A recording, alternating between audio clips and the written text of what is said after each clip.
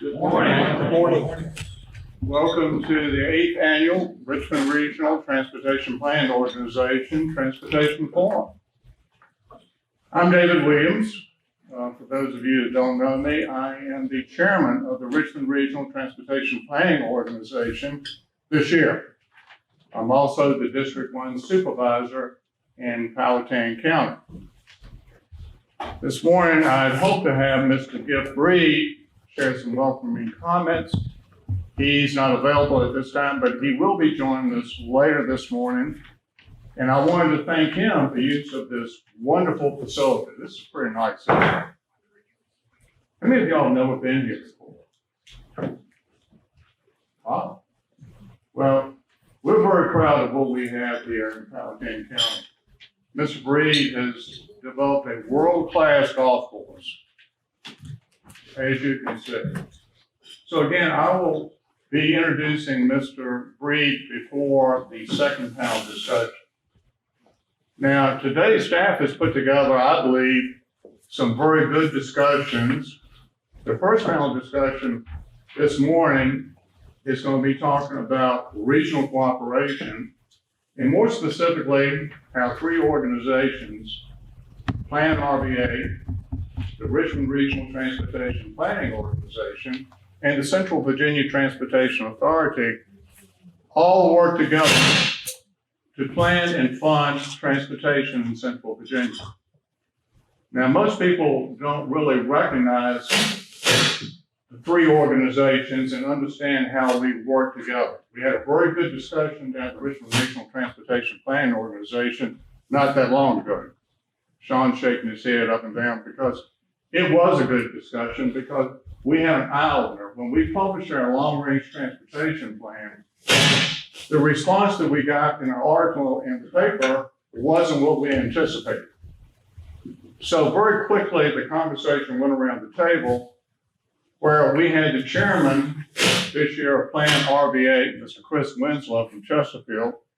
We had Mr. Frank Thornton, who is chairman of the Central Virginia Transportation Authority, and myself as chairman of the Richmond Regional Transportation Planning Organization, where we all agreed that we need to better communicate to the public what we do as transportation entities here in Central Virginia, because we really do have a story to tell. So this first panel discussion is going to try to get at that. And we're fortunate enough to have an excellent moderator this morning. Our moderator will be Dr. John Accordino.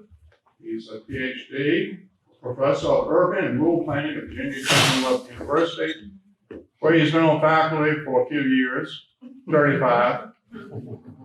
He's currently studying policies and practices to address the urban-rural divide, including the role of placemaking in regional planning. He holds his PhD in urban and regional planning from the Massachusetts Institute of Technology.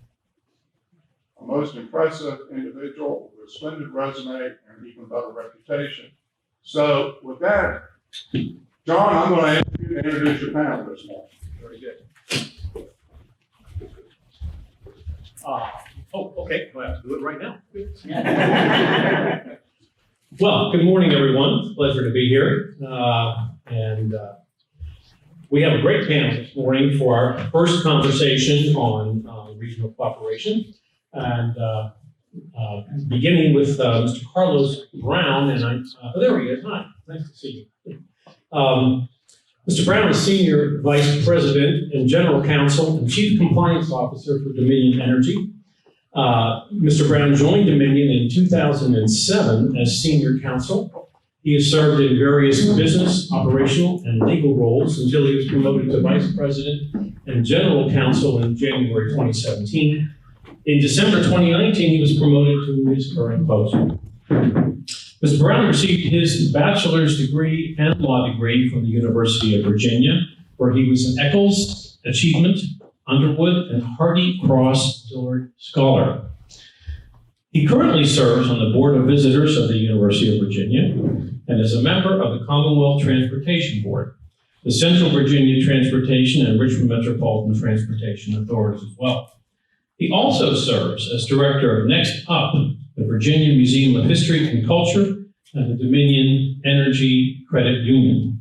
Until 2018, he served as chair of the Dominion Energy African American Resource Group. Please welcome Mr.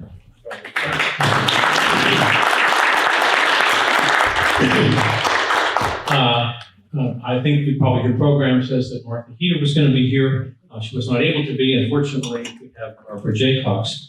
Barbara is a certified planner with 40 years of experience in the Richmond region, 12 at the last with Plan RBA, where she has served in a variety of roles, including coordinator of the region's comprehensive economic development strategy.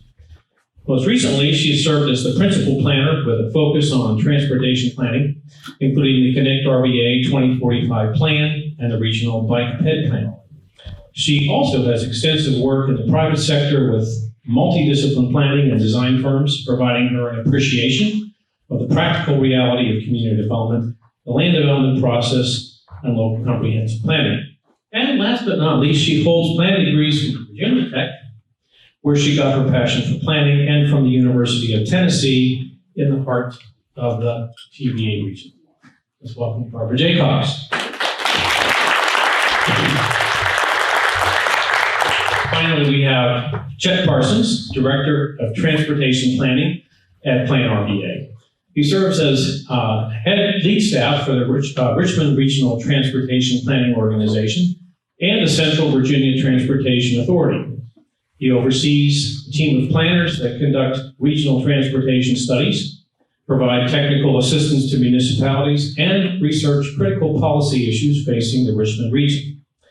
He works with elected officials and staff from 9 member jurisdictions, regional stakeholders, and other agencies and municipalities to develop a transportation vision for the Richmond region, from public transit to pedestrian bicycle needs to roadway projects, and then dedicate federal and state funding to specific transportation improvements. He has over 23 years of experience in transportation planning in both the public and private sector. Please welcome Chet Parsons. Now, do I understand, is this microphone up there as well? Okay, all right, good. Well, let me get to my post here.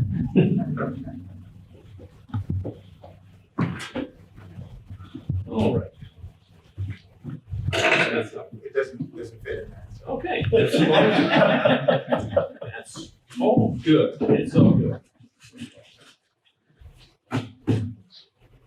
All right. So our first, that's not good. Okay, so our first panel today is on regional cooperation.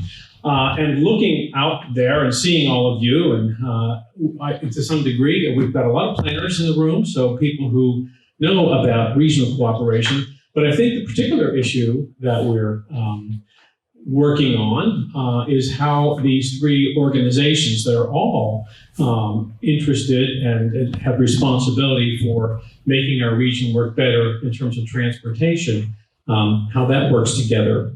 And how, more broadly speaking, how that serves a region of places distinctive in their character, in their identity, but which at the end of the day are better because of the interactions and the relationships that they have with each other. And I think our task as planners is to really craft a region where both local government and local identity thrive in a way that is maximally effective for the whole region.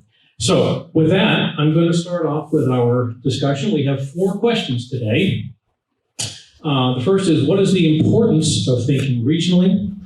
Secondly, how does the region function today? What are some of the things we could work on? And how can we be better regional partners in the future? What are your ideas from easy to difficult?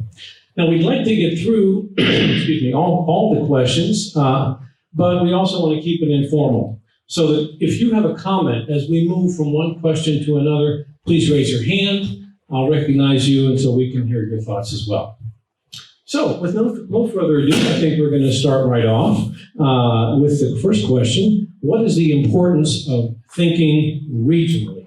And if you don't mind, I'm going to call on folks. And Carlos, would you like to start us off? Sure. Well, good morning. I think it's the importance of thinking regionally. You know, when I came into this role about 6 years ago, and this was after serving on the RMTA and some other organizations, there began to be a major movement. I don't think it was the beginning. Actually, there was a movement where regions were starting to recognize that it was not simply one municipality, one jurisdiction that could compete in the marketplace for human capital, for economic development, for educational resources, that it required the entirety of the region, right? And so where, Hampton Roads was branding itself, right, 757, and you had the Greater Washington organization that was starting to take off. And the question was, for as great and wonderful as all our individual jurisdictions are with their unique characteristics and capabilities and character, the truth is, could we compete? Could we compete to win? And super regionally, competing with Raleigh-Durham, competing with Nova and the Washington, D.C., Baltimore community, competing with, Hampton Roads, if we did not think more collaboratively and regionally. And this is a conversation that's been going on for a long time. I started my involvement in transportation with the Richmond Metropolitan Transit, with the RMTA, which was the RMA when I joined. And it was really one of the first instances, it was in the Richmond region, of a regional organization. And it has a long and tortured history. But with the success that we were able to demonstrate there with the reformulation of that organization, we thought there was an opportunity to go further. Of course, the TPO and Plan RVA, I think, which used to be, before it was rebranded Plan RVA, was I forget the exact acronym, but that was the other place where that was supposed to happen. But again, I'll be frank, there was much more of a confederation than there was really a regional mindset where we could identify some regional goals and objectives, both in the area of transportation, but also in the area of economic development and the area of, what are going to be the cluster industries that we're going to say we do better than anybody else in the Mid-Atlantic, and how are we going to compete for them? And so step in that direction, right? I'm sure we'll talk a little more about that. I think Plan RVA rebranding and the way that it is starting to coalesce consensus is a very important piece of that. And I think because of that, we will be in a position to compete. Now, again, we're like a newborn baby just standing up on their hind legs. We're a little wobbly right now. But I'm confident that if we stay committed, and if we continue to, stumble but get up, we will be successful in developing a powerhouse region that's able to market and compete with others. The Fall Line Trail will be a great example and demonstration of that, where we're able to inaugurate that and cut ribbon on that. Thank you. Thank you, Carlos. We have a moment for Barbara or Chet, if you'd like to add a comment. Sure, thank you. I think building on what Mr. Brown has said, I've got Martha's talking points, just a few pages. So I'm hoping I can capture her sentiments. I know she really wishes she could be here herself. But I just wanted to know, I think regionalism, and I'm so pleased to be able to cap my career in a big picture way. Previously, I've worked with municipalities, with individual localities, with developers, looking at, on a project basis. And so this is just a wonderful way to take a big picture look at my home and where I've, pretty much been all my life. We always, at Plan RVA, are trying to blur those lines, those jurisdictional lines, to help, find best practices that we can bring forward and get the best from each of our localities and our partners, our advocates in so many areas, for transit, for bike ped, for freight and give us that competitive advantage with other regions. And I think Martha would love for me to remind everyone that, we've been at this regional game for quite some time, even before PDCs were formed in 1969. We've been kindred organizations through other means since the 40s. And out of that have grown, not only the PDC and the Plan RVA, now Plan RVA and RRTPO at the outset through the federal guidelines, but we have, very successful models for effective alignment of resources, like the Central Virginia Waste Management Authority that grew out of the PDC directly.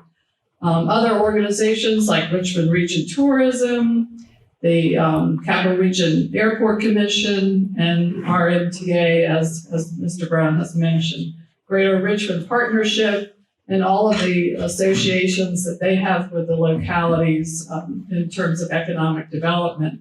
So I think we have a really good grounding, and now with CVTA and with other regional opportunities, working more closely with our partners, trying to blur those lines, seek the best practices, and take it forward for us as a whole, not only to be competitively advantaged, but to also to instill a better quality of life for everyone who lives and works and plays in our region. So that's just in very general terms, and I'm going to let Chet talk about transportation. Well, I think we all understand that talking about regional issues is really hard. We've been at this at Plan RVA for 50 years, and it's hard for, the people in the room here we're all doing this just about every day, but think about the average citizen. It's hard to really wrap your mind around thinking about, if I live around Swift Creek, it's hard for me to think about an issue in Mechanicsville that's really going to be something that's going to impact me and my family and how I go about my daily business. So I think part of the struggle that we have about thinking regionally is what's going to connect people together and an understanding that we need to be thinking big about things that are going to be happening 5, 10, 15, 20 years from now, as well as the things that are going to be impacting my property 6 months from now. So I think part of what we're trying to do, and I'll say 3 organizations, but we're all really one organization, is thinking about how to think about that life cycle of how to take an idea from a concept to an official plan that meets all the federal and state guidelines. Now being able to take that plan and actually building it. And we haven't had this capability before the CVTA came into being, but I think that we're all recognizing right now that there's a great opportunity in front of us to be able to think big, think regionally, think long-term, and actually see something through past just being a concept to something that the region can gather around. And one of the things that I think Plan RVA specifically is trying to figure out, and it started with rebranding, was what can we do to be that rah-rah cheerleader for regional thinking, and what can we do to get people to start to shift that mindset and think bigger for the long term. So I think over the next few years, that's one of our main focus areas is trying to figure out how that messaging is going to work.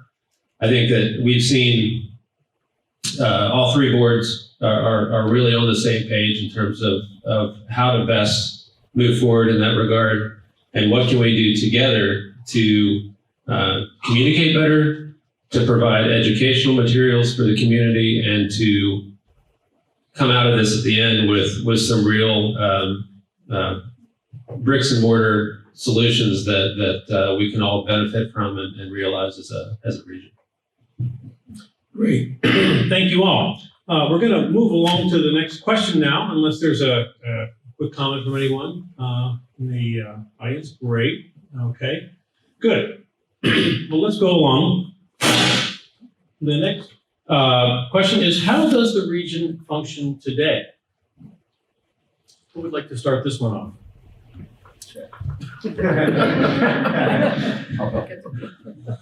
Thanks, Carlos. So I think, brutally honest, I think that the region functions today in many of the same ways that it has for the past few decades. I think everyone is very aware of local issues, and from my seat at the TPO and at Planner RVA and CBTA, that's perfectly understandable, and that's the way that things have operated for so long. I think that the TPO specifically has goals and milestones that it has to meet, and we have operated under those guides for many years. In order to receive the transportation funding, we need to develop a long-range transportation plan and a transportation improvement program, and we check the boxes to make sure that we meet the federal requirements. I think that one of the things that I'm excited about thinking about now that we have an adopted long-range plan is what are the extra things that we can do? We're not limited in just thinking about meeting the federal requirements or the state requirements. We have a lot of flexibility at a regional level to think, to blend and smooth those lines between the work that we do as a transportation organization, what Planner RVA does in the housing market or in the environmental field or in other areas, emergency management, and actually put some funding behind new ideas. And I think that that's something that I'm not aware that's really happened at a large scale in the region. So I think that being able to start thinking more about, how does something like transportation get impacted by housing decisions?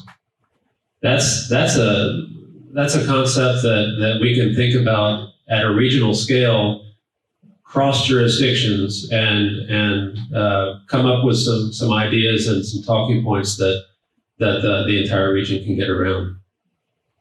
I think that right now we are in a prime position, thanks a lot in part to the leadership that's here in the room, because of the keen interest in collaboration and cooperation among all the members to make sure that all of our 9 jurisdictions are represented and have a seat at the table. I think we're in a great position to take and think about that the bigger picture of regionalism as we move forward. Yeah, I think just adding to that, as Chet said, we try to set the table. We have a table set for 9 jurisdictions, and all of our agency partners, our advocates, to sit at that table. We have lots of plans. We have lots of studies. Now, I think there is an opportunity, and I'm trying not to get to the future, but how do we function now? I think we could be better at implementation and actually carrying it out. And we've got a tremendous opportunity with the CBTA, with new funding there. But we also have the opportunity to rethink, how is this region growing? How do we want it to grow? And what are the tools that we need? And collectively, what would those tools be? Whether they be, General Assembly actions that we need to be, collectively trying to take in the areas of housing, workforce development, education, the whole gamut, everything that contributes to quality of life. I think those, I think we can talk about that more under challenges, but that's what I would like to see us do at Plan RVA. We don't have the prescriptive nature that the TPO with the federal guidance that very often that has to be followed. But Plan RVA has a lot of room to partner with, the greater Richmond Partnership and other organizations to really provide those resources and those tools that can benefit the localities in moving forward towards implementation of a lot of these studies and plans and work that we've done over the last 50 years as a planning agency.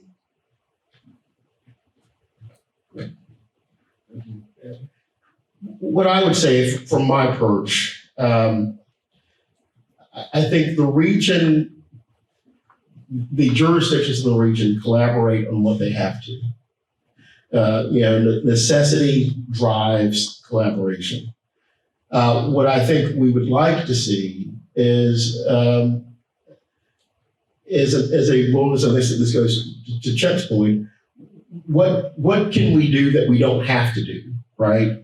That ultimately would endure to the benefit of the entirety of the region, notwithstanding the unique impact that may have on a unique or individual jurisdiction.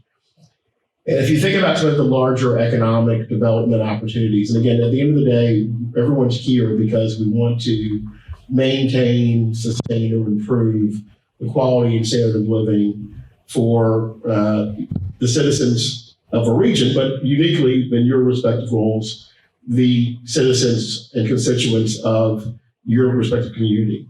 And there are times when that will require a compromise or a sacrifice, right? That you give some little in order to gain some great outcome for the broader region. There are times when we don't always do that, right? I'm a preacher, I'm a lay preacher, so I feel comfortable doing this. There are times when we don't always do that. And if we're going to be able to be competitive in the future, in the big game, right, we're going to have to start thinking about that. That sometimes something that we're going to need to do in the region may not necessarily be exactly what Chesterfield or Henrico or Richmond wants, but because it will make the region more competitive. Because when someone says, I'm moving to Richmond, they could live in Powhatan, Goochland, New Kent, Chesterfield, Henrico, or Richmond. No one thinks about Richmond or the Richmond region as being a unique jurisdiction. When I went to UVA as a first year, everyone told me they were from Richmond, but they weren't. They were from Henrico, they were from Powhatan, they were from Goochland, because that's how people think about this region when you're not from the region.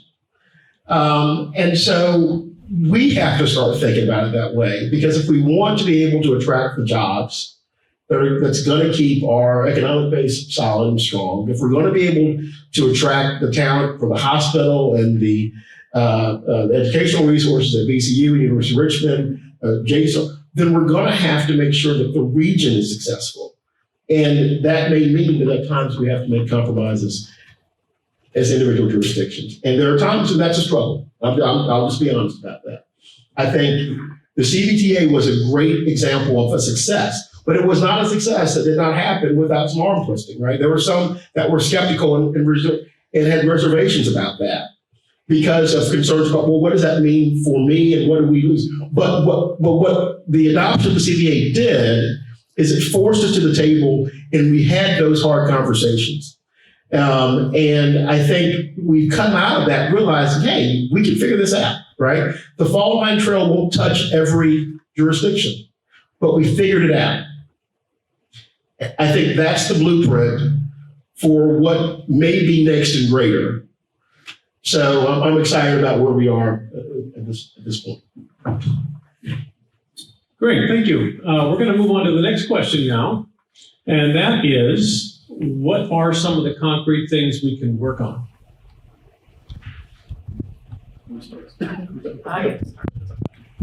Okay, this is, I've given a lot of thought to this over 40 years. Working on the economic development strategy for the region, which was more holistic, really got our focus on workforce development and getting our education system in order so that we can actually train that workforce and send them off into the trades, to apprentice programs, to workforce and be successful citizens.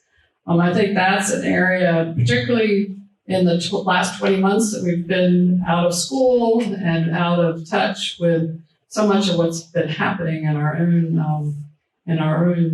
backyards, because folks have been at home. And it also, I think that this period has also highlighted the need for good, strong homes, and how do we shelter it in place if you don't have a safe and sanitary and affordable place to live? So housing is another big regional issue that I think together we can tackle and better together than each of us individually as individual jurisdictions. I think that is an area that will continue to be with us until we take proactive measures, and that might require some different ways of thinking collectively.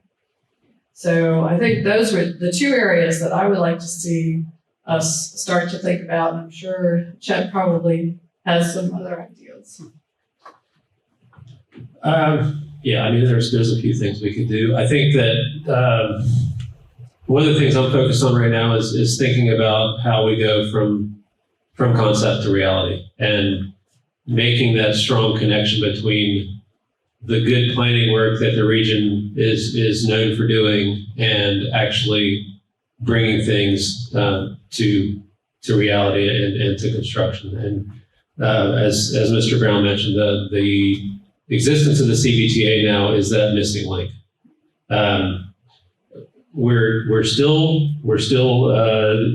waddling around, but I think that one of the things that I think we all want to see is that thread, that connection between the long-range transportation plan and prioritization and using data to help inform decision making, and then finally filling in that missing part, which is, yes, we have priorities, but now how do we get there? Well, the CBTA is the tool that's in place that sole purpose is to find ways to bring those ideas to fruition.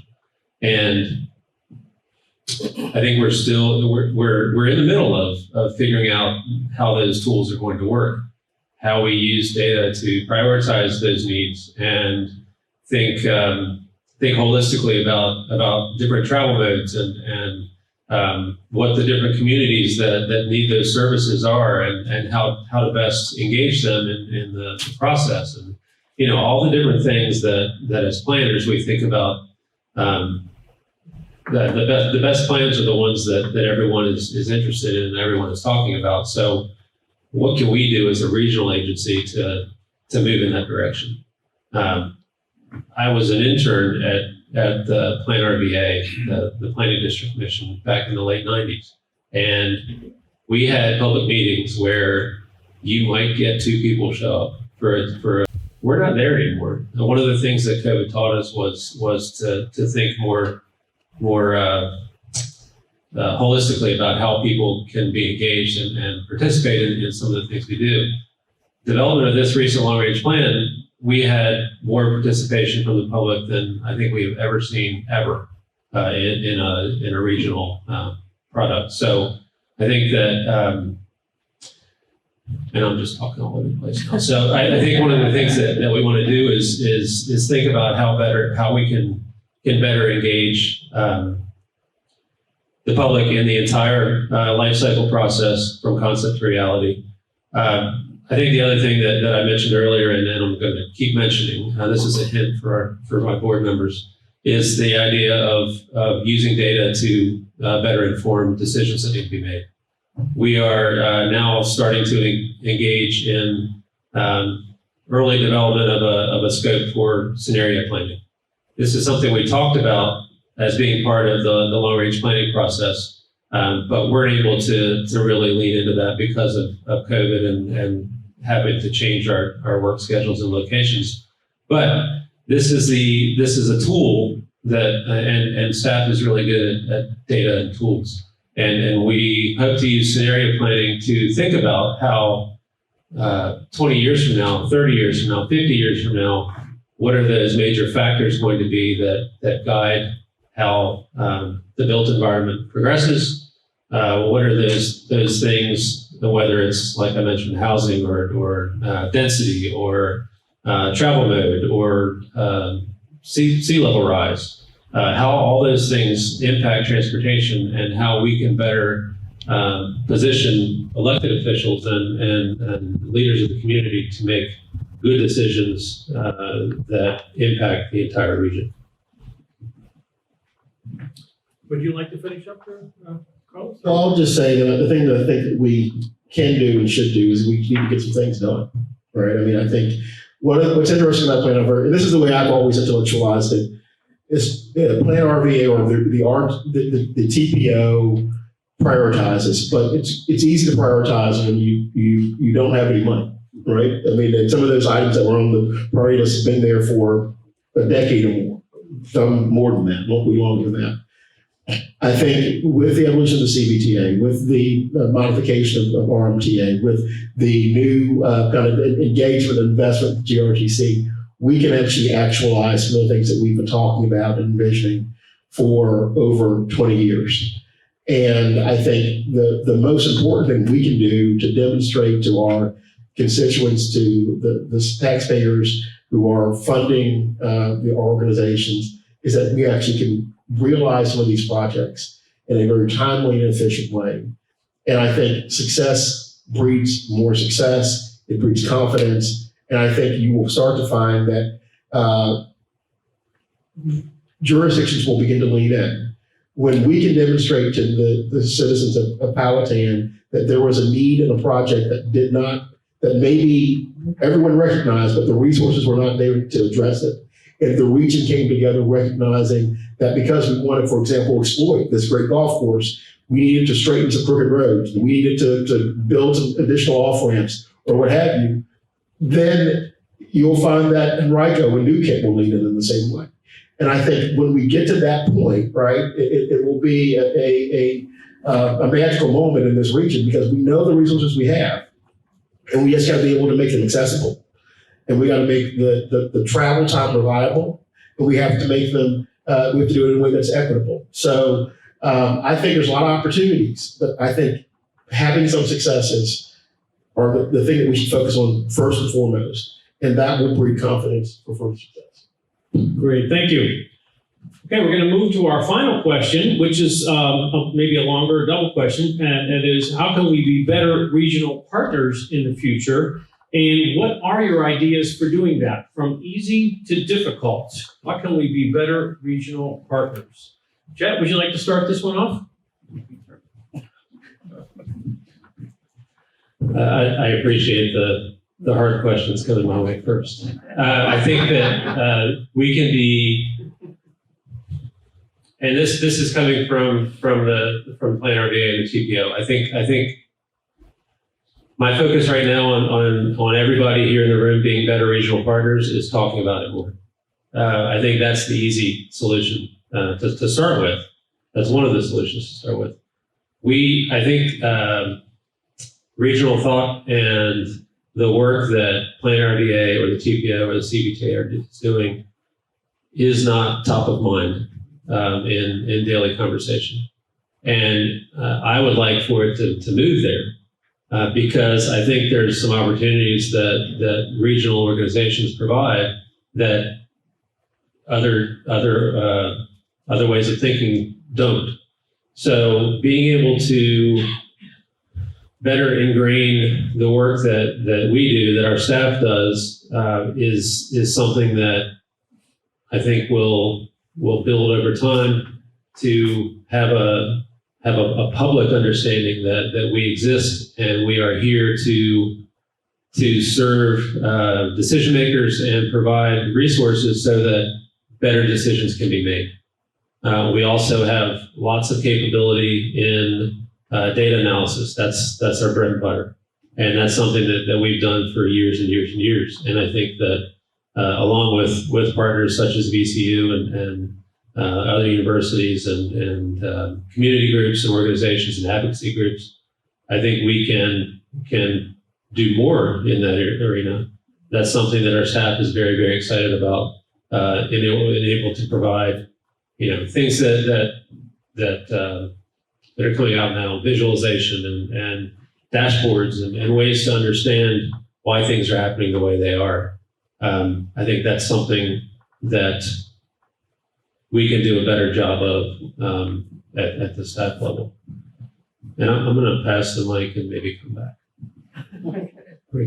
So I'll just add a little bit to that. I think we've learned a lot during this 20 months of how to communicate virtually, and I want to make sure that stays part of our toolbox. But we really need to get back out there and in person. I know we are with the bike ped plan. We have been working with a steering committee, and those meetings have all been virtual. We need to be thinking more comprehensively and with a strong equity lens on how we really make our road network more multifunctional for universally accessible to all communities. And we're going to be traveling differently. The commuting patterns have already changed drastically. Remote work is much more accepted. We're going to, that can also heighten your need for better living conditions because you are more dependent on your home as your place of work as well. So I think that's just the demographics are can change dramatically, and that will be part of the scenario planning. But again, the data and the data hub that we're talking about, trying to be more aggressively creating, I think it will give decision makers the tools that you need to be making those decisions. And there are other areas that we need to be focused on, like broadband, so that we can better communicate virtually and be able to seamlessly engage the public, not only in person, but as we have been in the last 20 months. So I'll just add that I think that one of the priorities needs to be our focus on transit. And I'll say transit in a very broad category. Of course, I think GRTC is a great resource, and it's a resource that we need to expand. And with the regional portion of the CPTA dollars directed to GRTC, I think we now have a shared interest in investing in that organization to see it grow and become even a greater resource to the region. But I think we have to think about transit even more broadly than that, right? And I think some of that is bike ped, some of it is our trail system, because people are going to be spending more time at home.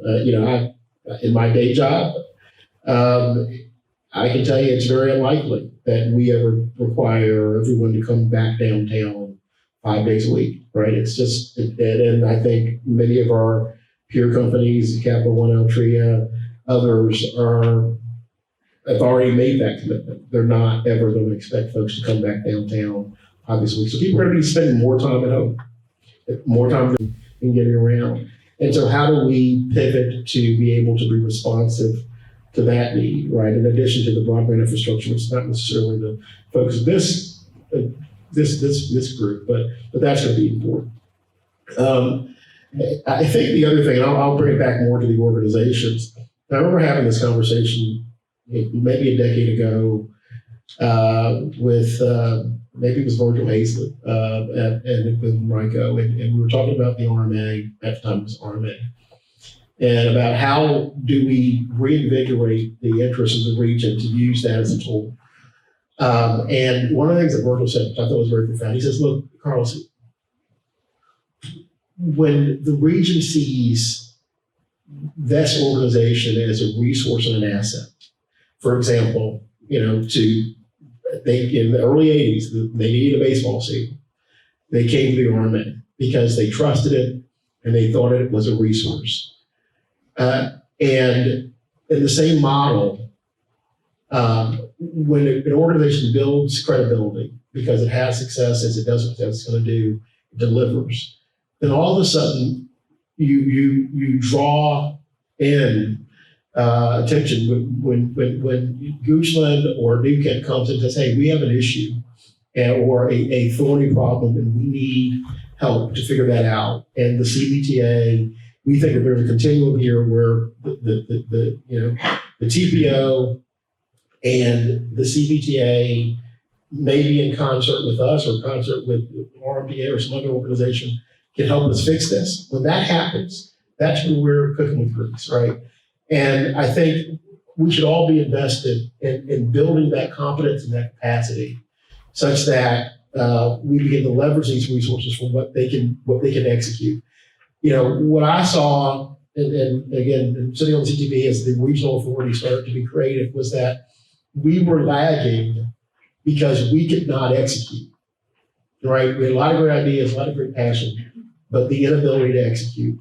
Now we have that tool, and I think if we continue to work together in the same collaborative nature that we've been, we now have the ability to actually move dirt, lay pavement, or buy buses or what have you, to actually actualize the visions that we are articulating. Wonderful. Well, we have a few minutes. Does anyone else have a comment on this last question or on any of the questions so far? Or want to pose a question? Yes, John. My experience, we've come a long, long way in terms of jurisdictional.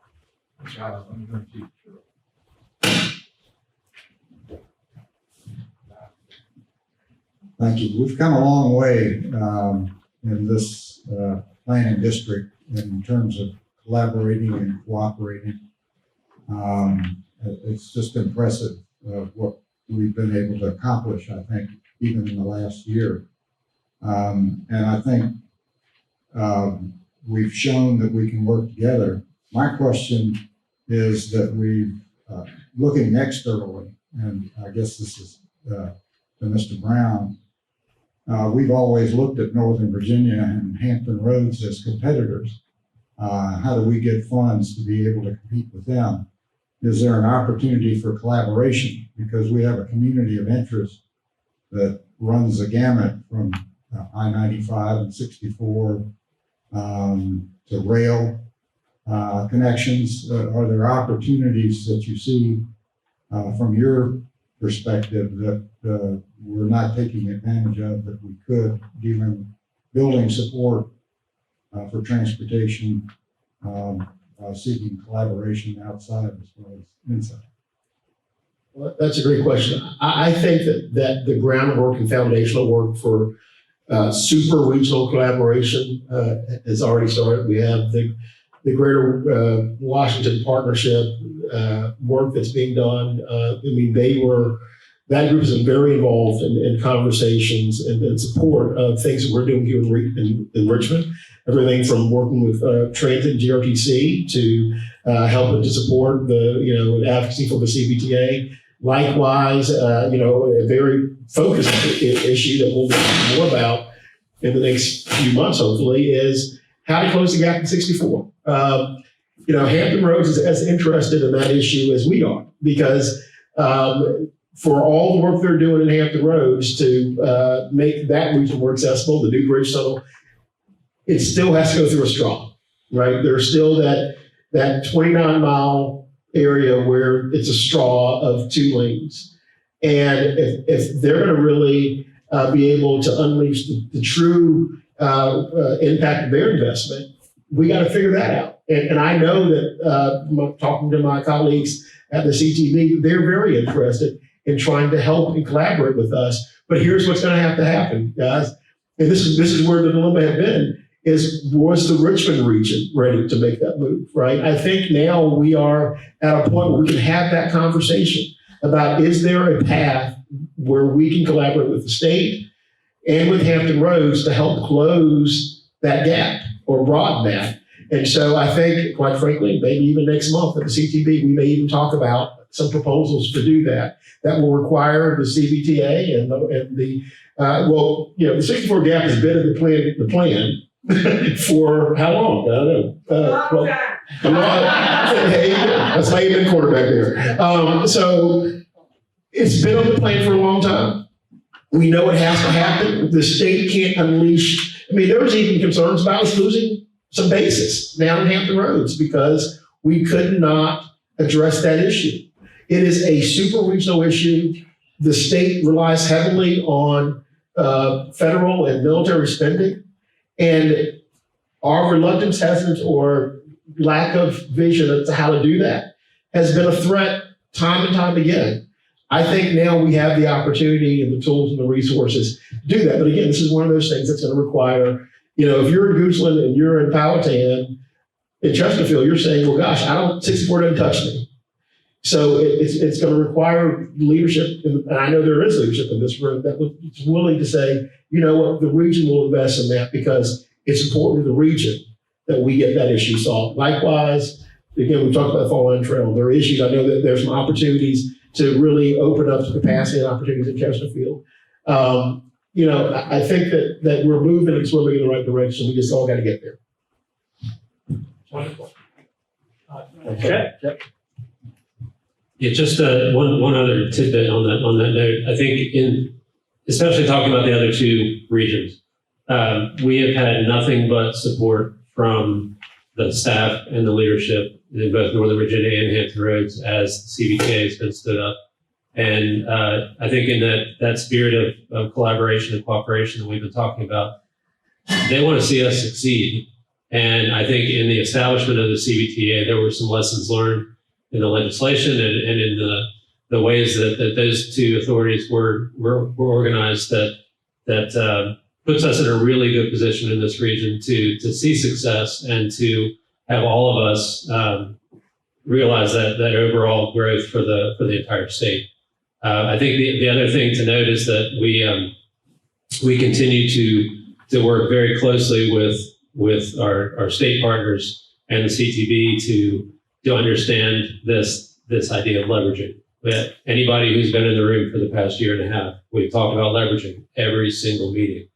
And we're close to figuring that out in terms of the roadmap forward for the CBTA, but being able to utilize all the different tools at our disposal. It's not just paying cash with the revenues that are received. It's figuring out how to make the regional revenues work with the GRTC revenues and the local revenues, and then utilizing Smart Scale and the other programs that are available at our disposal to make sure that the entire region gets the most benefit possible. And that's not just something that's happening with the CBTA. That's got to happen in partnership with the Richmond District, with DRPT, with Central Office, and all of our other partners across the state.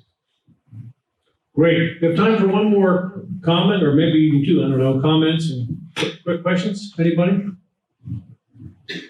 Yes. As I listen to you, I realized several things, and I guess my question is, what are other regions? Mr. Brown, you mentioned Raleigh-Durham a few times. I lived there 25 years ago, and I wasn't plugged in to know the cooperation, but it was very parochial there. I saw, Wake County had different school systems in Durham County, et cetera. So there's certainly the parochialism. I think, and I alluded to a little while ago, it seems like the CBTA is the path, but that's taking our local tax dollars, putting it into a regional pool. And you made the point that we can plan all day long, but if you don't have the money to implement, nothing's going to happen. So we're breaking through that with CBTA, which we seem to be embracing. For my jurisdiction, I think we're kind of wait and see. It looks like the right step. My question is, what other things, seeding of kind of authority and money going to a regional governing body, what other things are these other regions that we say we want to compete with, what are they doing that we should think about in terms of what we may be looking at in the future in terms of, it seems to me, giving up some of our parochialism to a regional funding and governance mechanism. We need to stab at this. So I think you kind of answered the question with the question, which is, at some level you have to give up some of your parochialism, right? I mean, because there are times where Virginia's unique. I think it's just Virginia and Louisiana where we have independent cities, and so at some level in other markets, the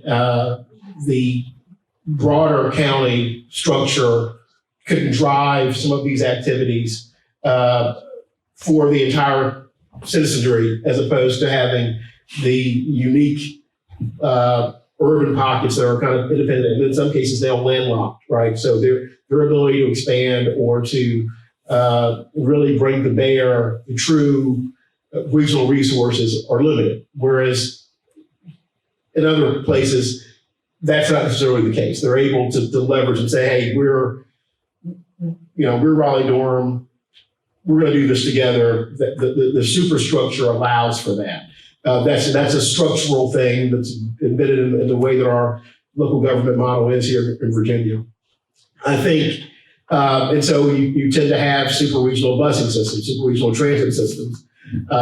That's just one obvious example from an economic development perspective, because you're taxing the entirety of the region, right? I mean, and you're probably better at answering this question probably than I am. But you have the ability to leverage the taxing resources of the entirety of the region as opposed to very, very concentrated pockets.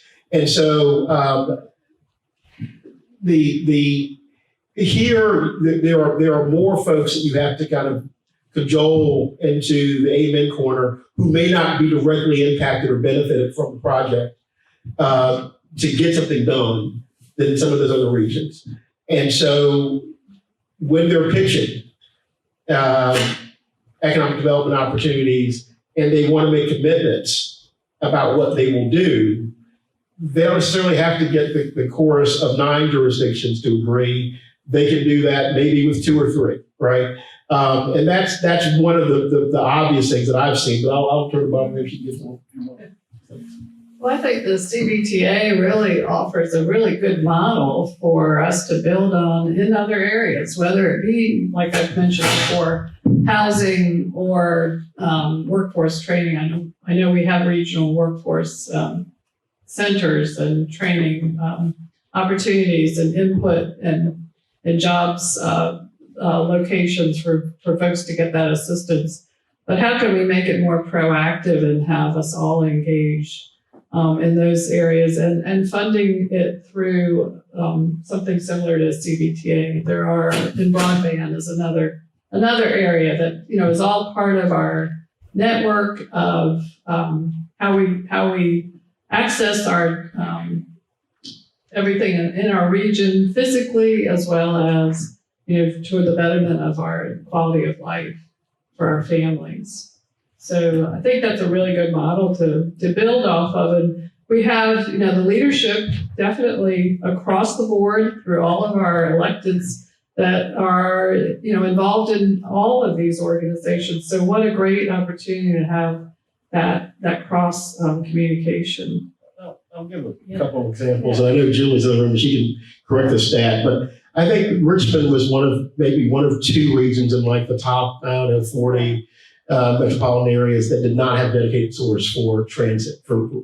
And so that's just one stark example of, because, going back to using your term, the parochial nature of local government, right? I mean, you're accountable to your constituents and your taxpayers.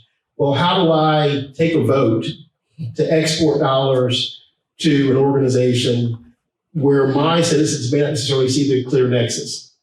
But if we're going to compete to attract the next, automated vehicle factory from Volvo, well, those people are going to settle. They're going to live all over the region. They're going to pay taxes and go to restaurants. They're going to come out here to Powhatan and play golf. So it's going to benefit the entire region. But if we don't make that improvement over in Eastern Henrico, we're not going to be able to put together a package that's going to make that business, to make us competitive as a region to attract that business. So by creating the CBTA, and it is something that we talked about, right? Is we've taken some of that pressure away from the local governing boards. And now, as opposed to having to take a vote as to whether you build, fire station number 15 or you fund GRTC's expansion, that's kind of been done for you, right? And so we now have dedicated, committed resources to advance regional interest, which you're at the table and participating in fully, without it being an issue that you have to take at the local level that seems to be kind of a Keynesian choice, right? I mean, do I, feed my favorite son or my favorite daughter, right? It's you're not having to make that choice anymore. And I think other parts of the country have figured that out. So there's some of its evolution, some of its art history, right? I mean, we've had a lot of distrust of super regional issues, super regional kind of governmental structures in Virginia for a lot of different reasons. And so some of that's that history. And I had a couple other examples, but I'm getting older now, so I'm okay.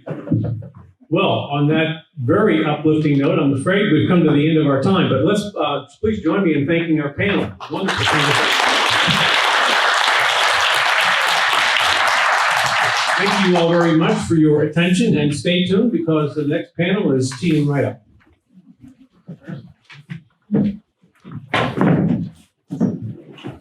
Does anybody want to take a break, 5 minutes? Y'all good with that? Take a 5-minute break and we'll reconvene. Good job. Okay? Great. Thank you. I did that.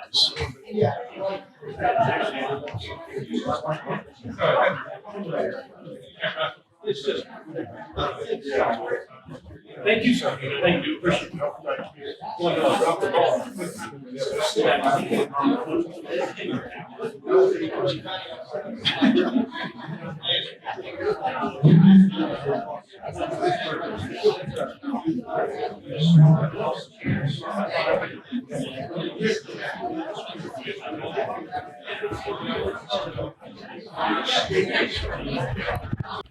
Louise served as a senior epidemiologist for a local Virginia health district for 7 years before transitioning to advocacy work to promote healthier built environments. As the director of Bike Walk RVA for sports backers, she is responsible for advocating and mobilizing support to encourage the construction of more safe, convenient, and connected places for people to bike and walk, as well as develop and maintain relationships with key local government officials, bike and walk organizations, transportation officials, and others interested in building improved bicycle and pedestrian infrastructure in Virginia's greater Richmond region. So you've got a strong advocate here that's going to be our moderator this morning for the discussion on the Fall Line Trail, which has already been stated is going to be a regional gem that we're very proud of. And this is, again, one of the products that you see coming out of the CVTA making this possible. So with that, Louise, would you like to introduce your panel? Sure, thank you so much for that introduction. And it's a beautiful day to talk about the Fall Line, so thank you all for being here for this discussion. One of our panelists today is Clark Mercer. Clark is the Chief of Staff for Governor Ralph Northam. He earned a bachelor's degree from Yale University and a Master of Public Policy from George Washington University's Trachtenberg School of Public Policy and Public Administration. He worked as a research and policy staff member of the U.S. Senator Mark Warner from 2009 to 2011. He later worked as a research analyst for the Congressional Commission on Wartime Contracting in Iraq and Afghanistan from 2009 to 2011 as well. Clark also gained political experience as a consultant for LMI Government Consulting and as the political director for the Democratic Party of Virginia. In 2014, Mercer joined the office of the Virginia Lieutenant Governor Ralph Northam as his chief of staff, and obviously has continued on in that role. So thank you, Clark. We have next to him Kat Anthony. She has been the executive director of the Virginia Capital Trail Foundation since October 2017. Kat is from Richmond and has loved seeing the transformation of Central Virginia over the years. She has worked in Richmond-based nonprofits like Blue Sky Fund, leading outdoor recreation programs for urban youth, and at Sportable, a Paralympic sports club working with people with disabilities who play sports. She's excited to be executive director of the Virginia Capital Trail Foundation and continue the active transportation and trails movement throughout the Commonwealth.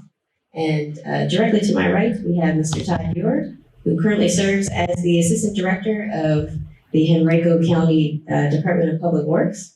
With a workforce of over 250 employees and 7 divisions, the department is responsible for developing, improving, and maintaining a safe, efficient, and environmentally sound transportation and drainage network for all county residents. With over 31 years of experience in transportation, Todd received his undergraduate degree in civil engineering from Virginia Tech and master's degree in civil engineering from Arizona State University.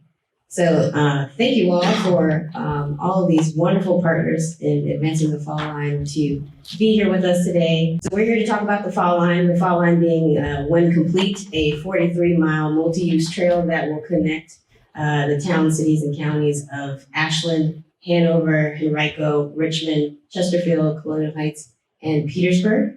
And so our first question is, why is the fall line important from a regional perspective? Who wants the mic? Who wants the mic?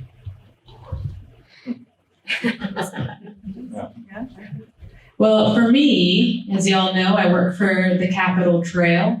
And of course, it affects the jurisdictions along the Capitol Trail. So Richmond, Henrico, Charles City County, and James City County.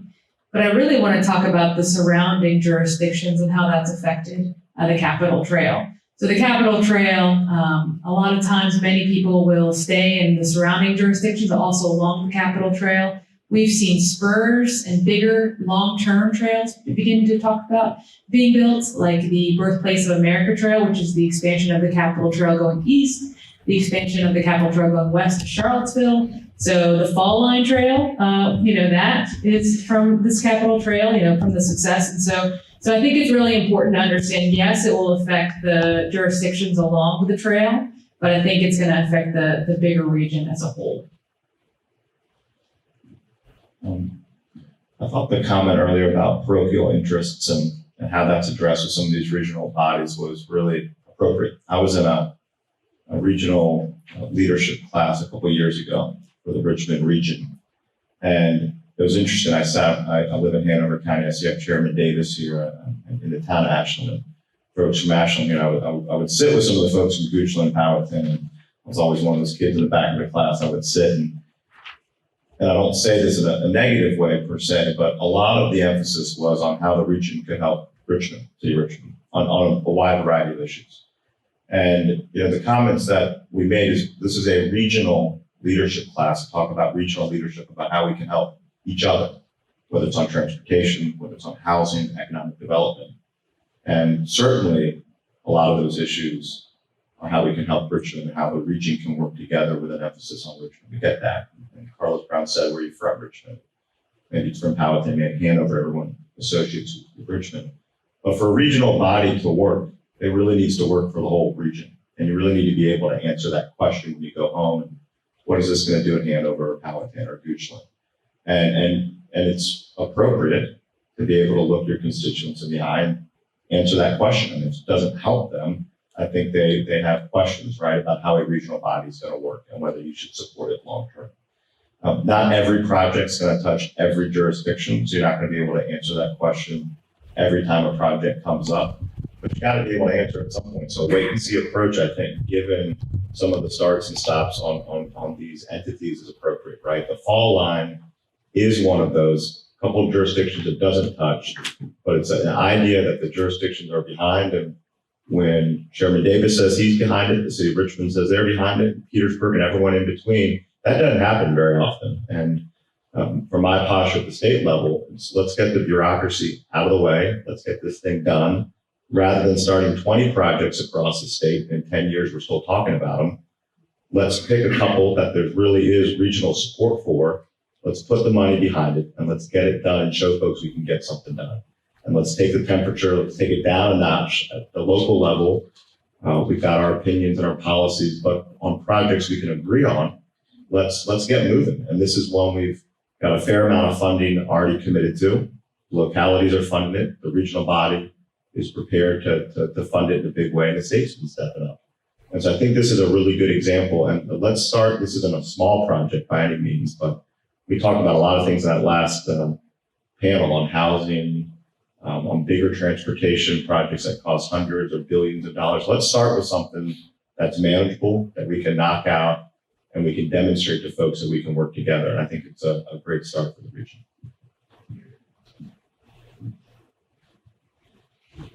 So before it was fall line, it was referred to as A to P. Before A to P, it was trolley line. There was a concept that we've been working on for probably 3 or 4 years now to connect between town of Ashland and downtown Richmond. So probably 2.5, 3 years ago, our economic development folks were calling us saying, we have a major employer in the corridor that we think is near this trolley line. You have to tell us where it's going to be because we don't know, but we think it's somewhere close. And they're looking to expand, do a major expansion, add 1,000 employees. And one of their focuses on VCU. So we want to look at the possibility of getting a bike ped connection from VCU to this major employment center, which is up Villa Park area of Henrico. So that's only about 7 miles north-south, which is very bikeable, especially with e-bikes. So we started having that conversation with the developer, and they said, well, what do we need to do to make this happen? And how quickly can it happen? Because we're on a very rapid expansion plan. I think it was slowed down a little bit during COVID, but it's still in the works. So from a regional standpoint, we started looking, well, we can do a very nice trail in Henrico, but until we can connect to other places, the VCUs of the world, downtowns, town of Ashlands, all it's going to be is a trail. Looking to the north, we know town of Ashland has been moving forward with the trolley line for a number of years. It's now built to basically the southern town limit. But for all the recreational cyclists that come out there and clog the 2-lane roads of Hanover County and northern Henrico County, it doesn't really do them any good until it connects across the Chickahominy to get to Henrico, where most of them kind of start in the morning, ride up to Ashland and ride back down. So one of our goals was, we'll let South Hanover figure out how we can get the bikes off the road so that they can be safer on their own facility and not get in the way of the motorists that are out running their Saturday morning errands, myself being one of those cyclists. So I have a slight vested interest in this trail. So again, we started looking at where can we cross the Chickahominy River, work with Hanover to get up to the town of Ashland and connect where they have it up there. So me and my team were hiking around on the Hanover side of the Chickahominy, the Henrico side of the Chickahominy. Some of the RVA staff was with us, Phil and Barbara, on a couple of those occasions, tromping through mud and weeds. So, we see the advantage of connecting to the other localities within the region. And we learned a lot through the Capitol Trail, and I was involved in the alignments and development of that through Henrico. And I remember going to the groundbreaking for one of the first sections in James City County in 2005. And at that point, it was kind of a distant concept for Henrico. Our board had very mixed feelings on whether to support it, not support it, whether it should be widened shoulders or a separate trail. It wasn't anything our board had any experience with. So it was 10 years later that we opened the last section in Henrico just before the World Championships in 2015. And with VDOT's assistance, it was accelerated very rapidly. I'm looking at Mr. Brule, because I know she was involved in that to make sure it was done in time for the World Championships. But so from a regional standpoint, there wasn't a regional cooperation back then in the development of the trail. It was a VDOT facility. We thought of it as a VDOT facility. I would have one conversation with the VDOT folks, have to come back and tell my administration, kind of the filtered version of what we were really working on. We never talked to Charles City. We never talked to James City County because, again, our perception at our leadership level, it's a VDOT project. We don't know if we want it. Our residents don't want it. I went to public meetings in Verona that VDOT was leading, and literally fistfights about broke out in the room in terms of, we don't want this in our neighborhood. It's going to do bad things to our area. We'll have crime. We don't want this. So now that we have it, our board sees it in all the things it brings to the county. And the biggest question we get from our board, you have the board members in the western part of the county, is why can't we have something like that out here? So now we have Fall Line is coming right through the middle of the county, and all the things that brings. We see it as very much of a regional economic driver for all the things we want to do, as well as the other localities. Yeah, thank you all for those perspectives. One of the things, Todd, that I picked up from your discussion there is that really understanding that transportation doesn't end at the city, county, or township line, right? People are moving across, are thinking about where people need, to get to. And increasingly, we know folks want to do that by e-bike or, walking to their nearest transit stop and getting around in a multiple modal fashion. The fall line, which will connect with the Virginia Capitol Trail, of course, and also with the Appomattox River Trail towards the southern end, and with the infrastructure that is within each of these individual localities, becomes really a regional trail spine, a regional trail interstate, if you will, that we can start to build around, that can be really valuable for active transportation in the region. Our next question it asks about how a project like the Fall Line impacts your work or your organization. So throw the floor open to whoever wants to start there first. So as y'all know, I work at the Capitol Trail, and so I started about 4 years ago. One of the things that I noticed is the Capitol Trail was built. Awesome. What's next? And so our mission, and we changed our mission a couple of years ago, is to protect, enhance, and promote the Capitol Trail and be a resource and an advocate for other trails in our region. And so that's really important to us. Because of the Capitol Trail being such a success, we have wanted to help others, lessons learned, advocate for more trails. And so as an organization, that's what we've been doing is kind of, I get calls from a lot of different trails saying, how does this work? What do you do with this? How do you get this built? And so we want to be a resource for our community, specifically for the Fall Line Trail, but also other trails so that we have a regional transportation network that includes transit, trails, all different types of things. And so it's been very busy because there's been a huge movement of trails throughout our whole state. Well, unlike Todd, I'm not a big bicyclist. Big supporter of this trail. I'm not going to be one of those folks that you see Supervisor Davis or Councilman Hyde was on old Route 1 going up to Ashland Coffee and Tea. To the extent that a dedicated trail can get some folks off of some of our roads, frankly, that are not the best for cycling and onto a dedicated trail, I think that's a good thing, right? Folks have different motivations for supporting the project, and that's certainly one. We've had some high-profile accidents in Hanover over the years.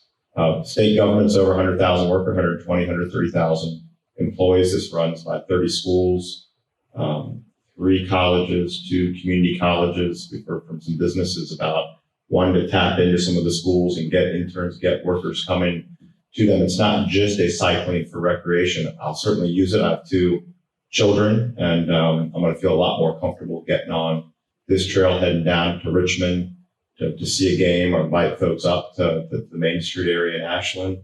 I chair the theater there in Ashland, nonprofit theater. We're always trying to pull folks in regionally. This is one more option to get folks to come to the town and all the towns and communities in between. But I think you'll see, I hiked the trail 40 miles with a gentleman from Sports Backers a couple months ago now.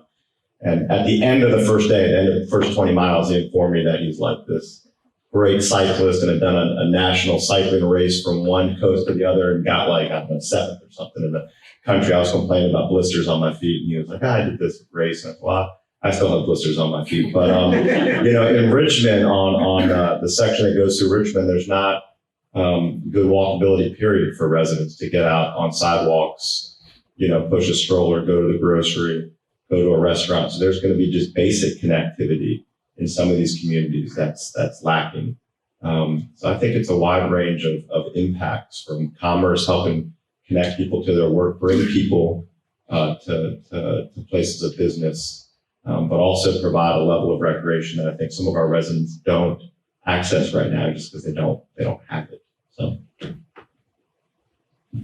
And I'm one of those people, if I can't bike or take the bus, sometimes I won't go there. So there's a lot of people like that. So by virtue of this trail kind of being a north-south spine, which somebody mentioned, we see the opportunity because unlike the Capitol Trail in Henrico, which is mostly through rural eastern Henrico, And we do have some connectivity out there that we've worked on and are continuing to work on between connection to Dory Park. We're going to work on connection to Verona High School. So we met with the National Park Service to work on connections to Fort Harrison and some county property that we're also in partnership with the National Park Service on further east. But for the fall line, because it's much more urban in Henrico, we're already working on spur trails for that. We have a lot of connectivity options, not just north and south to Hanover and to the city, but to major employment centers along the corridor, to J. Sargent Reynolds Community College, several elementary schools, middle schools. The Green City development is only a half mile on the other side of the interstate, so we're already working on figuring how to get a trail connection over there. Glover Park on the north end of the county, Blue Skinner Botanical Gardens and Lakeside. So we very much see this as a multimodal network connector, this being the north-south spine.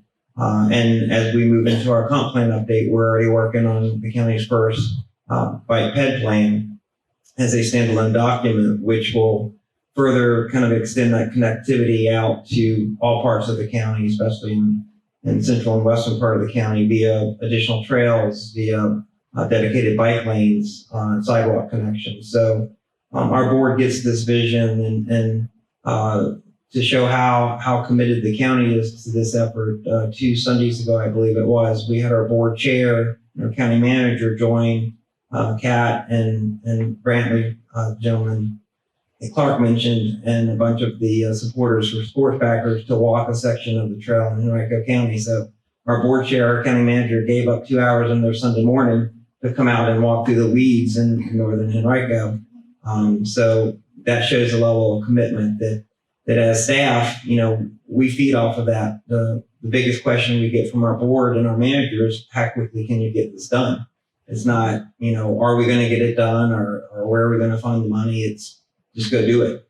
So it's a good problem to have, but, there's some days I wake up and fall line is a 4-letter word because, with all our other, $400 million worth of transportation projects, our focus is get the fall line done. So, for that reason, I think that's part of the reason Chet asked me to sit up here because he knows that Henrico has been talking fall line before it was fall line. We've gone out and walked every alignment option. We have a team of volunteer staff. I say volunteer because there's no peer pressure, but we go out and sometimes it's on our own time, go out, look at trail connectivity options, go out, look at other trails in other regions, learn what they're doing, what they're not doing that we can bring to this effort. So it's a very passionate group that's working on this effort, and it's pretty exciting. Thank you. Yeah, I really appreciate obviously all the commitment and work that partners are putting into this trail. I think one of the things Clark had mentioned, the trail alignment will connect very closely with 4 universities and 2 community colleges. And I'm reminded about a story, and I forget the young lady's name I saw in an article, but she was a student at Reynolds College, I believe it's the Henrico campus, and doesn't have a motor vehicle, so her options for getting to class involve biking and taking transit. And the route is pretty challenging, right? And this is somebody who's just trying to better herself, getting her education to get a good job in the workforce. And I thought to myself, man, if we had the fall line already, her commute would be much more easier. Not only just for her, but for other folks who don't have access to vehicle use and want to be able to get around in that way and to connect with that. So the work that you all are doing, that we all are doing on the fall line is not just an impact for our work, but for other folks' work too. And connecting to those resources like training centers, universities, and all the things that will be around the alignment. Our last question, what other types of projects do you think could benefit from regional cooperation?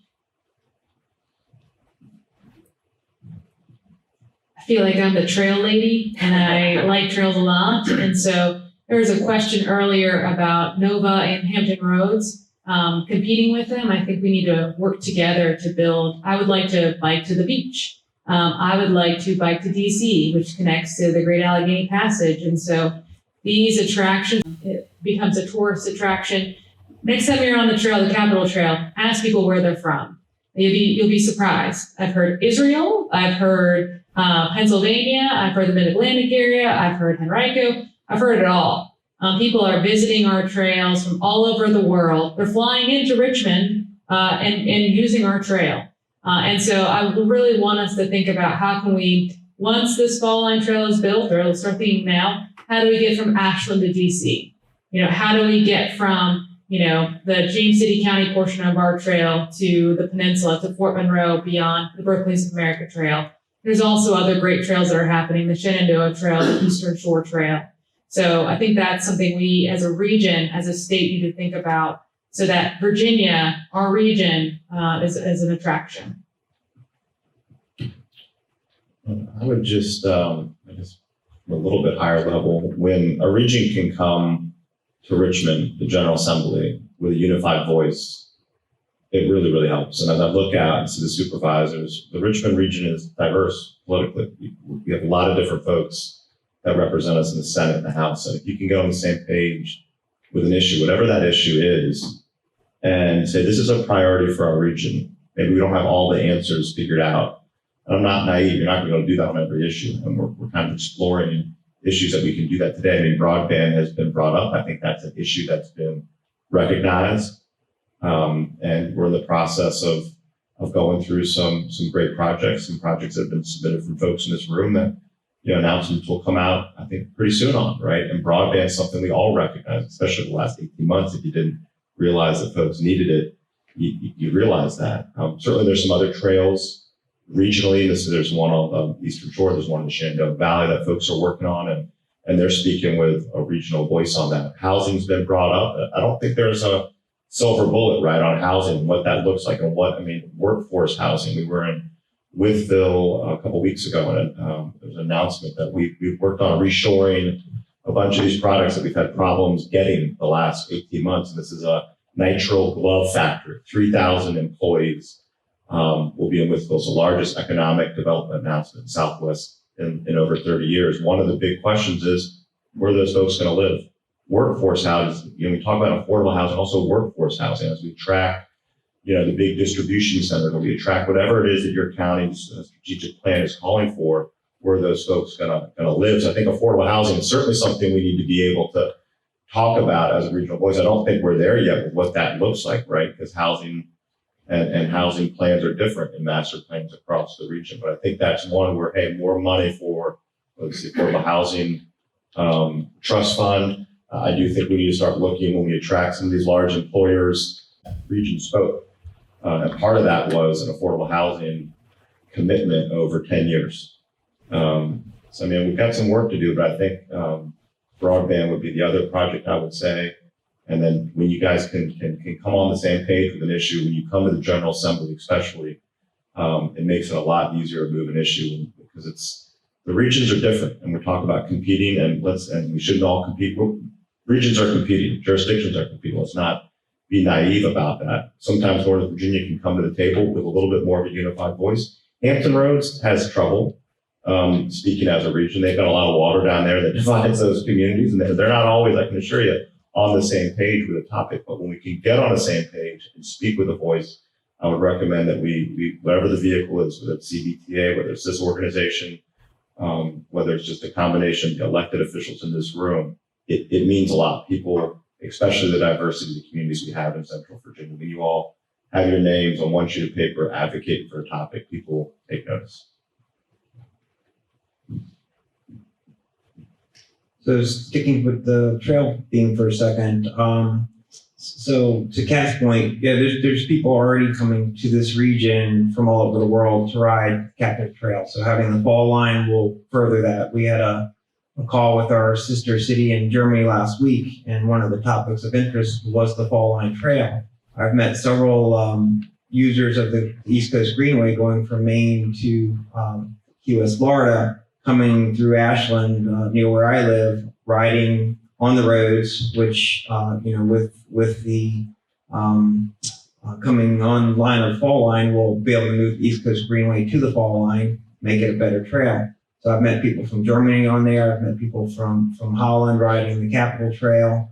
And one guy had ridden all the way across the country from Oregon to Yorktown, was turning around and going back, riding to downtown Richmond to stay with a friend before he flew back to Europe. And so I caught up with him as he was riding back to the west, downtown on the Capitol Trail. And I asked him, so what was your favorite part of going across the country? What was the most beautiful area? And he said, to be honest, Virginia. He's like, he said, riding through this part of Virginia reminds me a lot of where I'm from in Europe.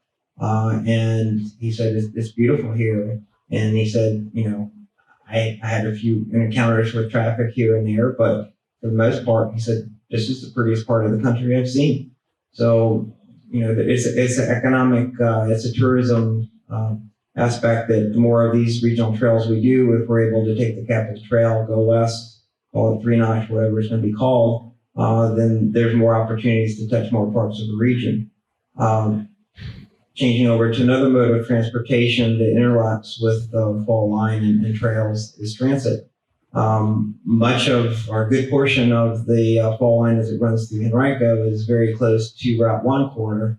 Route 1 corridor is on our plans to expand transit coming up north out of the city up to probably initially Green City area, then on to BCC, which is right at the Hanover border. So opportunities to, as that area develops, redevelops, extend even further north if there's a will and desire. So we'll have an overlap between fall line, GRTC transit, and then ultimately as that corridor develops out, an opportunity to do a BRT, north-south BRT, which is truly a regional effort. So then you have a east-west with Pulse, north-south with on the Route 1 corridor, and then that overlaps with the fall line. So that's regional-wide. It's best right there in all modes of transportation. Thank you all.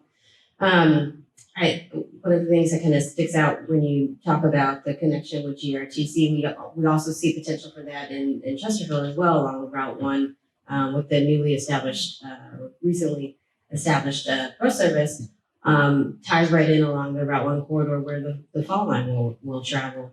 And I think in terms of this question of moving forward for regional cooperation, Kat's point about statewide trail network, or at least for us, a regional trail network is I think where we should be looking to, right? The fall line shouldn't be it when it's all said and done, but really spurs increased connection so that folks have the option to get around by biking and walking and connecting with transit, which also positively impacts the rest of our transportation system, right? Shifting more trips out of vehicles means less congestion. It means easier time finding a parking space, right? So it all works together holistically.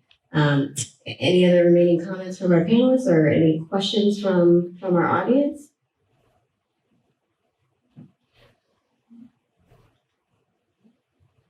Hearing none, I give back over to Mr. Wynn.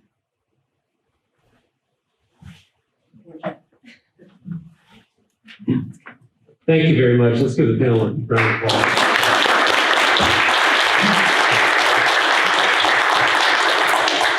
So I think we've had some great conversation this morning, starting with the concept of regional collaboration and cooperation, focusing in on a major regional project that we're thinking about. And then to close out this morning's forum, I wanted to spend some time thinking about what are some big ideas we can be considering. And I mentioned it earlier in my remarks. One of the things that the TPO is looking at is the idea of scenario planning and being able to think bigger than just a particular project need or something else. So to address that in a little bit more detail, I wanted to ask Allison to come to the stage, and this is not going to be a panel. We're going to talk specifically about the concept of scenario planning, and bear with me 1 second, it will be set up. And without any further ado, I'm going to hand the mic to Allison. All right, thanks so much, Chet. And I appreciate having the chance to talk to everybody here today. Chet let me off easy because he said he was going to rag me about attending the University of Tennessee. So I got off easy today. We can talk about our football team later. This term, this is not something that is unique to planning. It actually had its genesis, I think, in the business world as an idea, and then we've kind of co-opted it as our own over here in the planning world. But first and foremost, scenario planning is a decision-making tool.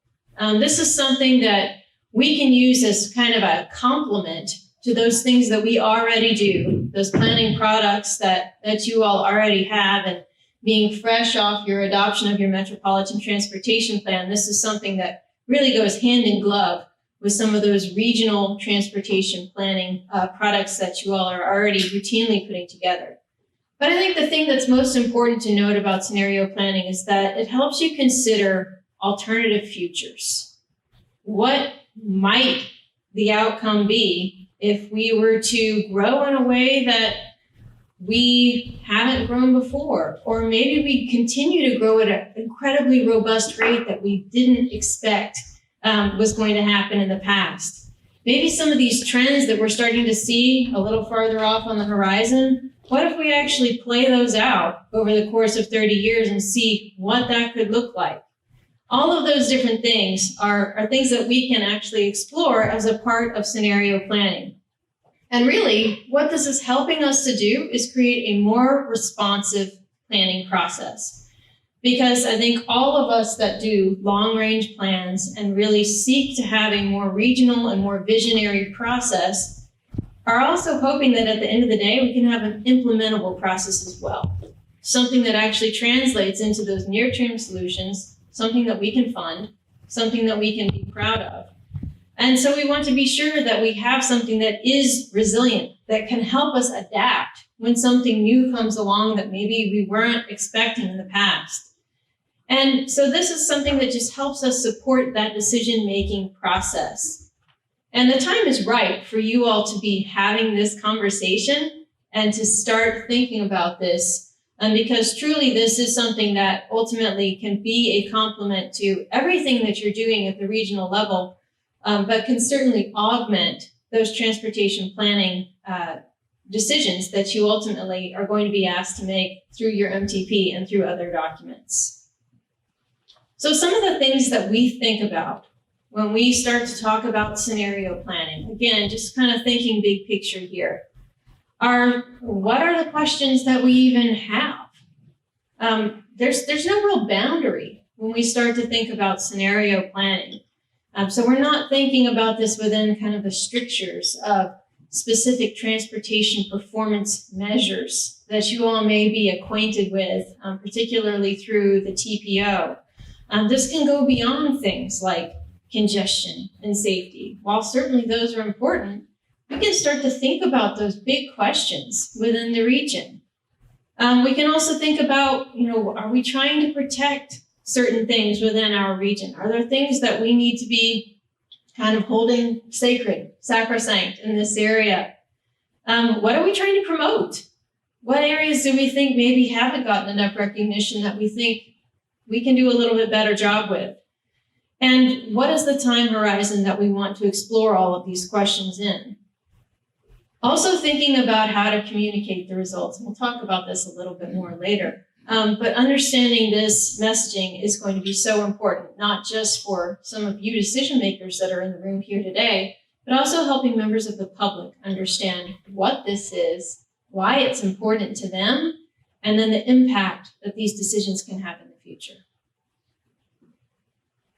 So thinking about this process, you can develop any number of flowcharts that kind of help you step through a typical scenario planning process, but I tried to boil it down into 4 major steps. First, identifying your community priorities. So those are those questions. What is it that you think is important, that you really want to focus on? What are the questions that we want answered as a part of this process? Then next, the creation of your scenarios. And as you're creating those scenarios, also establishing the performance measures, because it's not enough to just create your scenarios. You have to be able to measure those scenarios in order for them to really be effective. Next, we evaluate those scenarios. So we take them through their paces. We kind of let them play out. We put all of that technical data that you have to use. And then finally, we communicate our results. And so I think this helps us understand the big question of why can scenario planning, what does it matter? How can it be impactful in the community? And this helps us test our ideas that reinforce those community values, transportation trends as opposed to traditional transportation patterns. All of those different things can be tested and ultimately communicated, and we can have maybe a clearer vision of where it is that we as a region want to progress and grow into the future. So let's think about this specific to a TPO, to a regional level, because you can do scenario planning at a statewide level, at a city level, any number of geographies. But when we look at it at a regional level, I think that one of the big things that I see as an asset is that you have all this data already, right? So this isn't a process where you have to go and start from scratch. You're already gathering all of this data for your typical planning processes that you usually do. So this is about applying data in a different way. It's also about saying, hey, we know we have these federal performance measures. Chet knows. He has the answer back to the feds all the time. We can still look at those and address those, even within a scenario planning process. So this can still be answerable to those federal requirements that you're subject to. I think very importantly, we see scenario planning as a possible input to essentially all phases of a metropolitan transportation plan. This can help us understand our goal setting process, our recommendations development process, and even the prioritization that ultimately goes into the development of these plans. So all different phases can be influenced and guided by what comes out of a scenario planning process. And it really helps to orient the MTP development perhaps in a slightly different way than it might have been previously. And then finally, it actually helps grow the public's interest in the MTP process. And I do a lot of MTPs. I'm very passionate about MTPs, but I'm also not disillusioned enough to believe that when I start to tell someone about a 30-year regional long-range transportation plan, that they're super excited right off the bat. So when we start to help people understand we have a vision, we're thinking big picture, we're not just trying to check a bunch of boxes, but we're really trying to answer the questions that are important to this region, to you as a person that lives here, that works here, that are raising your kids here. It becomes a little bit more resonant. It becomes something that they're invested in. And they're not just saying, well, I'll be dead by the time that you guys implement all that stuff. No, we want to be invested and see our community grow in a way that we're all proud of. So when we think about scenario planning, there's so many different directions that we can go in terms of focus areas. And not one of these has to be done in isolation of each other. You can combine many of these different things. But when you start to see scenario planning at the regional level, you can think about things like land use. How are we going to grow? What are our development patterns? Are we going to continue to grow in the way that we historically have? Do we anticipate that changing? Of course, that has an impact on our transportation network and how we're going to serve people, whether from the capacity that's going to be needed on our roadways, the multimodal accommodations that we want to provide. Looking at disruptors. So what is a disruptor? Well, what happens if we have a COVID pandemic that comes and hits us? What happens if we have another Great Recession that comes to the area? Those are things that you can actually, start to test through a scenario planning process. What might be the ramification for this area? Transportation recommendations, of course. You can start to understand, well, we don't want to grow the way that we have anymore. We did a scenario planning process with the city of Austin. And their big theme was, we want to have a 50% single occupancy vehicle mode share. What do we have to do to get there? And the answer was everything. You have to do everything, do all the things. And so that's one way that you can kind of look at this. Financial scenario planning, understanding what are the resources that you might have out there. If we were to introduce something new, what could that look like? And then, of course, that's just a starting point of where you can go from all of these things. So where are the areas where we need to give initial focus? So when we think about the first question for scenario planning, we think about what can have meaningful impact on the way that the region is contemplating how it wants to grow and how we make transportation decisions. So essentially, this is about just broadening our outlook, going beyond some of those traditional transportation measures and metrics, and thinking about the next phase, the next step. And that leads us to, I think, the value that we can expect to see from scenario planning, which is on the next slide. Because let's take, for example, the integration of land use and transportation. This is one example of taking those things in closer concert with one another. You start to see economic benefits to our users. The cost to serve for different entities is actually going to be reduced. We actually have more of that rural preservation that we might want to establish and embrace within our communities. Travel times can be actually maintained if we start to focus on this in a meaningful way. Affordability can improve. So all of those different things that start to go together and can be the indicators that we want to measure as we go through our scenario planning. All right, so once we've kind of considered what our question is, what are those questions that we want to have answered, then we have to think about how our scenario is going to be formed.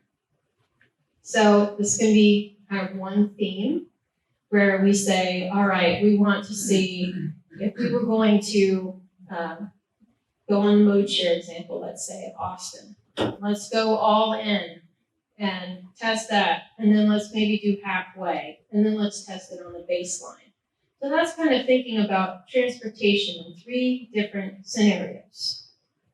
You can do a scenario planning process that looks at different topics. So you could say, all right, I want to look at a different transportation future, and then I want to look at a different land use future. And all of those could be independent scenarios as well. So that's kind of the next thing if you start to structure how you want all of these things to actually be grouped in your scenario planning process. Now, one caution that I always offer people when we start to do scenario planning is don't dilute your process. A lot of the times that we go in there, people say, oh, well, I'm not sure that we want to go all that way, so maybe let's just, scale it back a little bit, and then maybe let's just add in more baseline stuff to this scenario.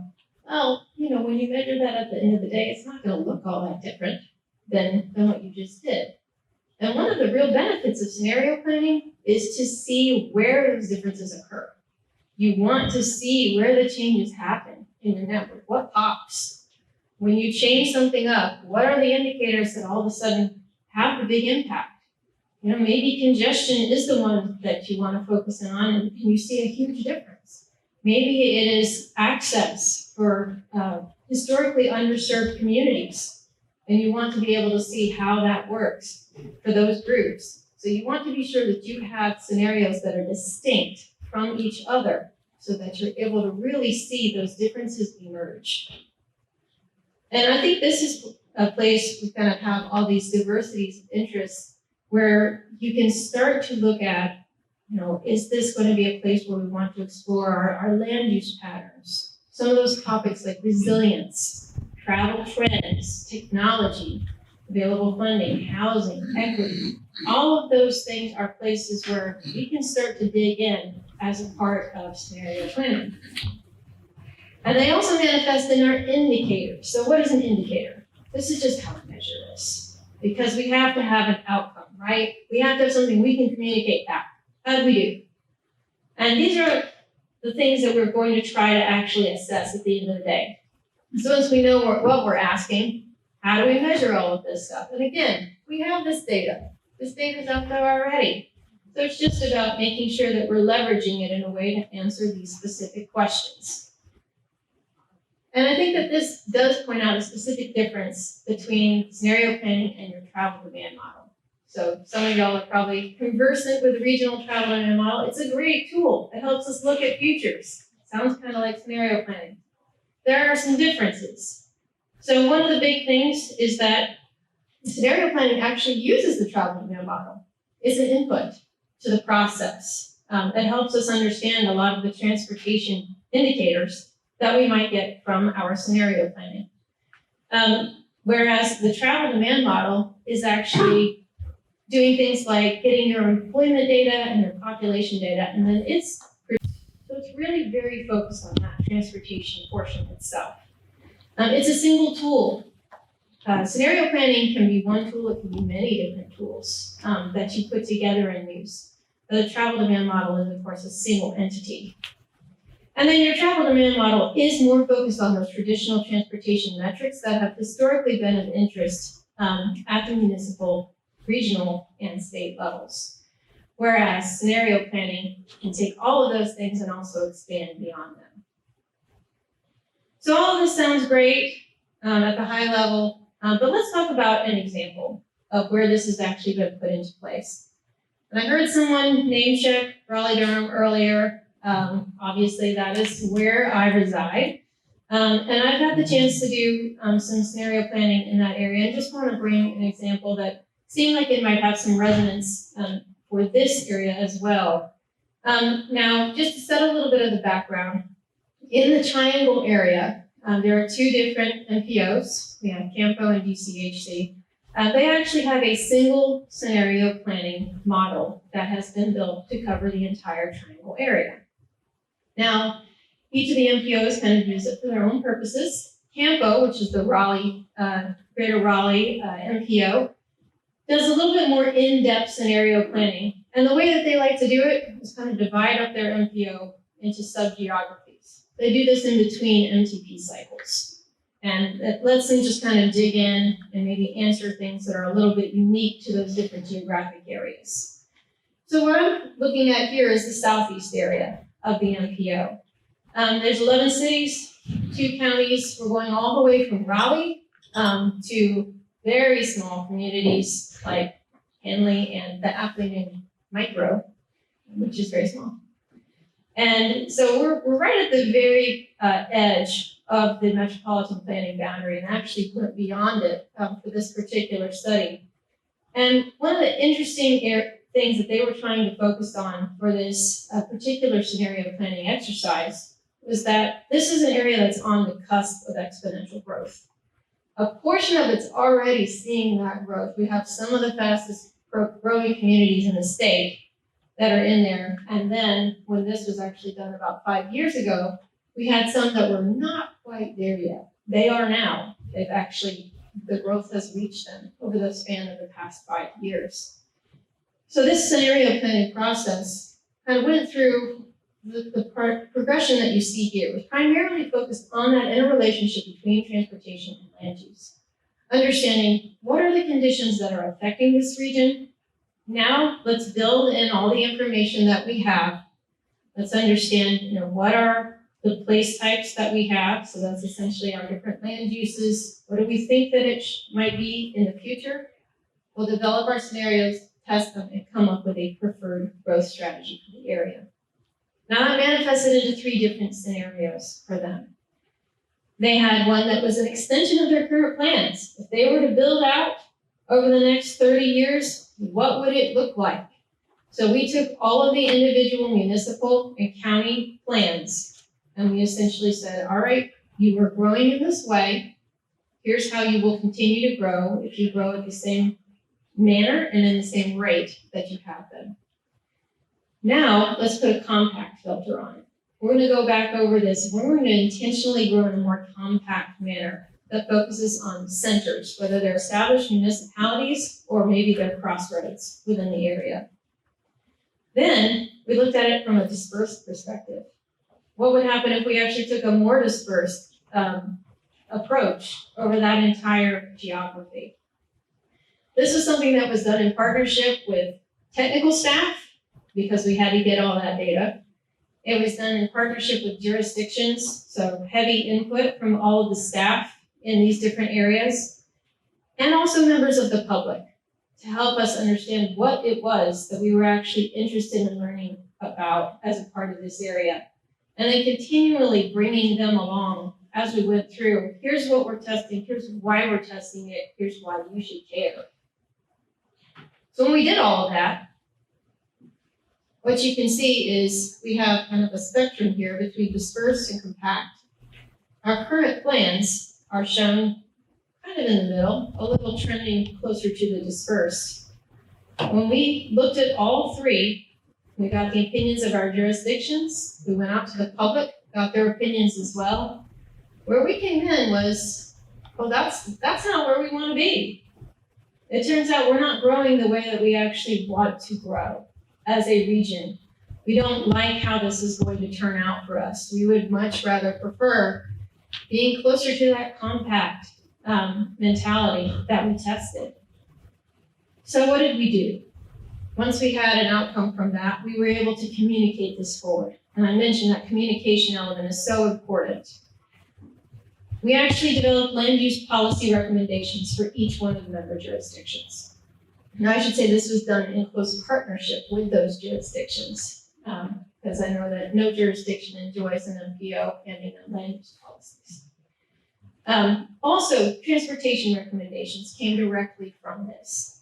Those transportation recommendations were much more multimodal in nature than they might have otherwise been, because they were focused on this compact approach, and they were less focused on building up arterial capacity in some of the areas than they might have otherwise been. Finally, all of this was carried into the MTP. And finally, just to kind of throw another example at you, because I'm sure you didn't have enough information overload. This is another example for a mega region. This is actually East Tennessee. I think this is a 9-county region, where they did a scenario planning effort. And just to kind of see the diversity of different things that can be done here, this one actually looked at 5 different scenarios: expanding business as usual, grow everywhere, grow along particular corridors, because this has a collection of urban centers as well as many predominantly rural areas, grow new centers, and grow cities and towns. So that's just a couple of looks at what scenario planning can be. As I've mentioned throughout this presentation, there are so many different ways that you all may choose to do this. But finally, I just wanted to end with getting the community involved. I think this is a really exciting opportunity to have your members of the public involved and engaged in between your MTP cycles and continue to help them understand and value the regional planning process. This is certainly a technical and data-driven exercise. It absolutely is. But it is not successful unless it is public-facing from its outset and easily understood and communicated. And so, just to kind of sum up, the scenario planning area concept at its core should be sure that you're considering the right questions for your region, getting the public excited in the vision for what your region can be when it grows up, and also elevating that regional planning process. So with that, that concludes the presentation portion of this, and Chet and I will be happy to answer any questions. Any questions?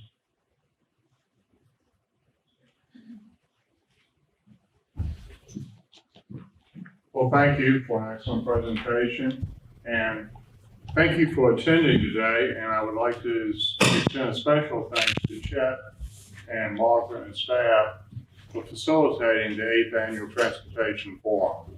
So again, thank you, and thanks for coming. Stay safe. We'll see you next meeting.